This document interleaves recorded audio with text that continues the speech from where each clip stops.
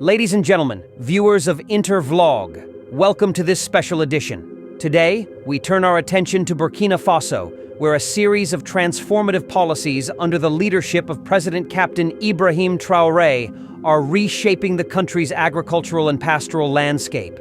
What we are witnessing is not only a national reform, but potentially a model for the entire West African region.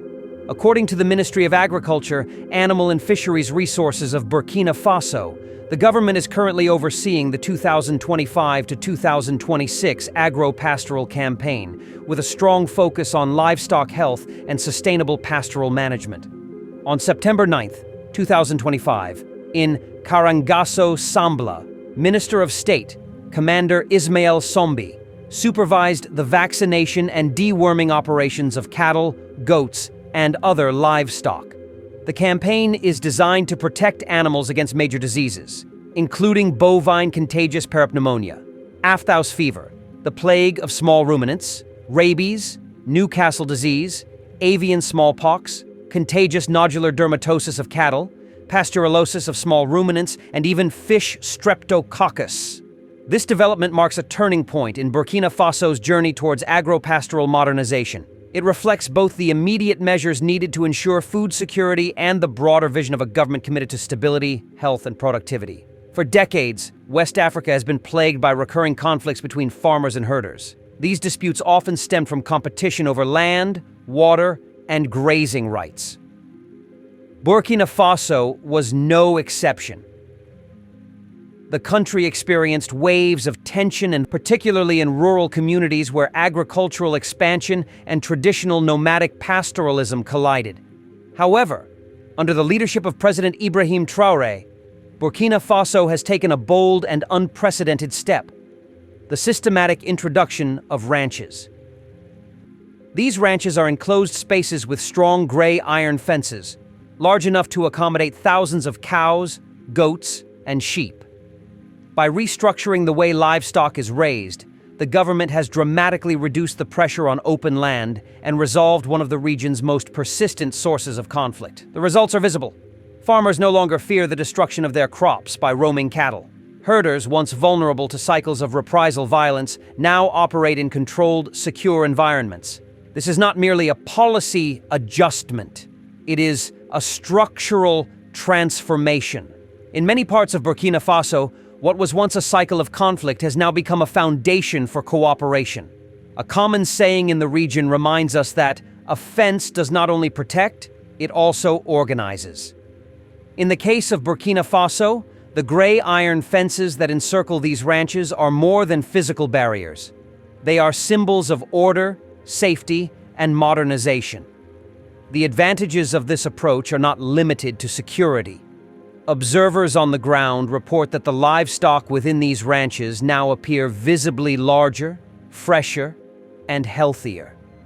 Controlled environments allow for better feeding practices, regular veterinary care, and more efficient breeding. The government's emphasis on vaccination, as noted in the Ministry of Agriculture's latest campaign, further strengthens animal health, reducing the risk of disease outbreaks that can devastate both livestock populations and human communities. Healthy animals translate into higher yields. Milk production increases when cattle are well-fed and disease-free. Meat production becomes more reliable, both in quality and quantity. Goats and sheep raised in secure ranches provide more consistent supplies for local markets. In turn, this improves food security and generates additional income for pastoral households. To put it simply, when animals thrive, people thrive.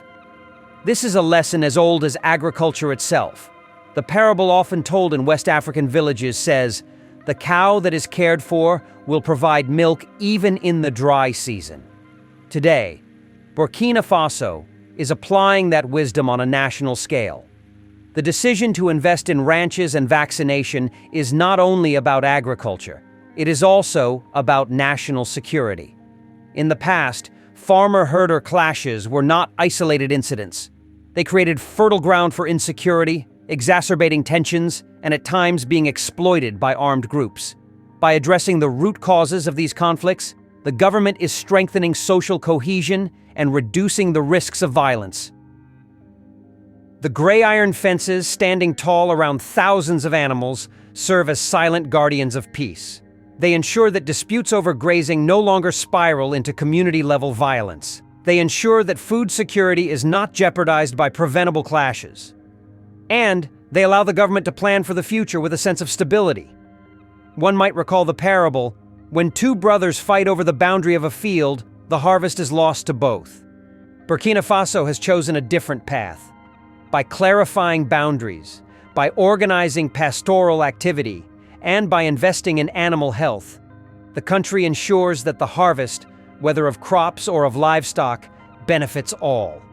The Ministry of Agriculture's report on the 2025 to 2026 Agropastoral campaign highlights the centrality of vaccination.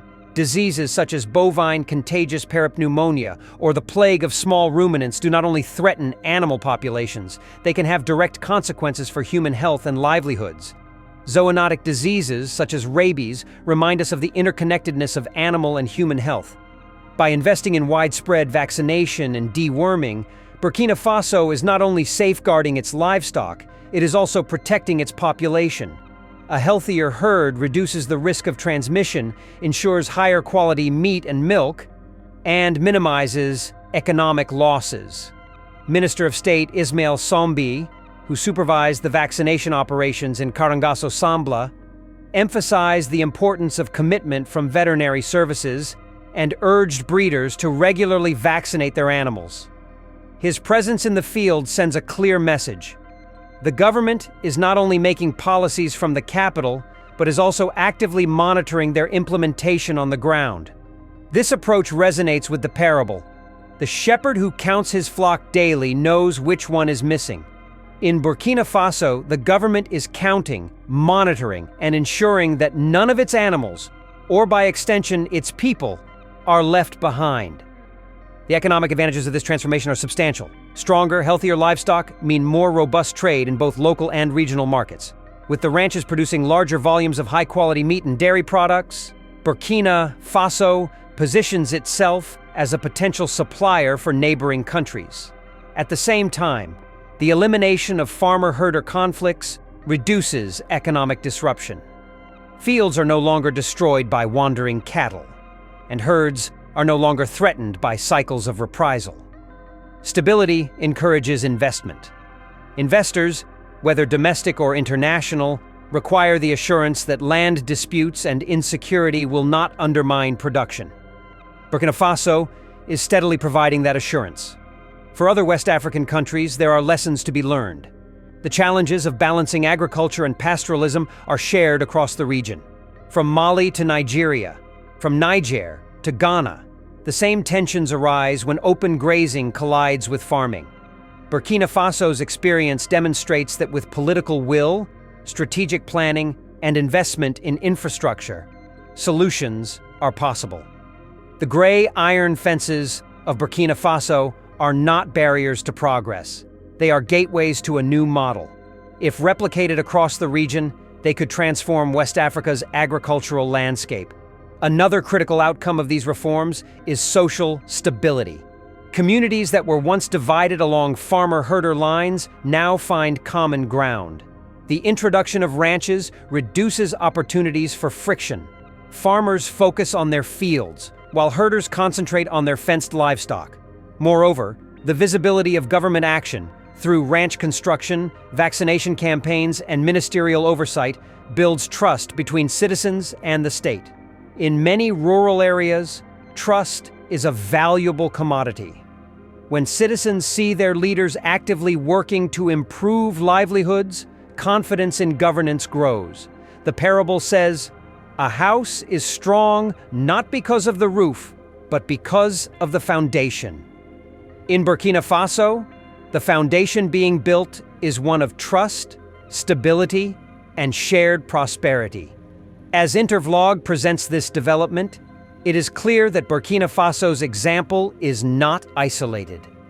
The lessons are applicable to the broader West African context. Other governments in the region are encouraged to observe and, where possible, replicate the model. By introducing ranches, fencing livestock, and investing in vaccination, countries can simultaneously address security concerns, improve animal health, and strengthen economies. In doing so, they also foster a spirit of cooperation between farmers and herders, reducing the potential for conflict. Burkina Faso, under President Captain Ibrahim Traoré, is charting a new course in agropastoral management.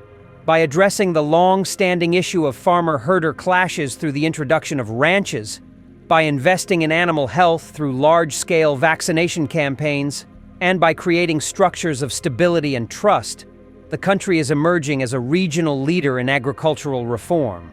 According to the Ministry of Agriculture, the success of the 2025 to 2026 vaccination campaign in Karangaso Sambla is a testament to this vision. Minister Ismail Sombi's direct involvement illustrates a government determined not only to plan, but also to act.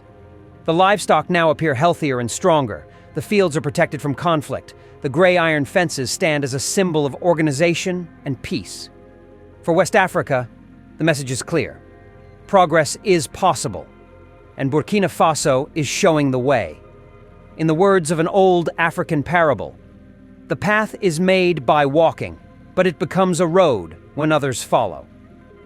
Burkina Faso has taken its steps. The question now is whether the rest of West Africa will follow. This is the end of our program today. See you on Intervlog, same time tomorrow. Thanks for watching.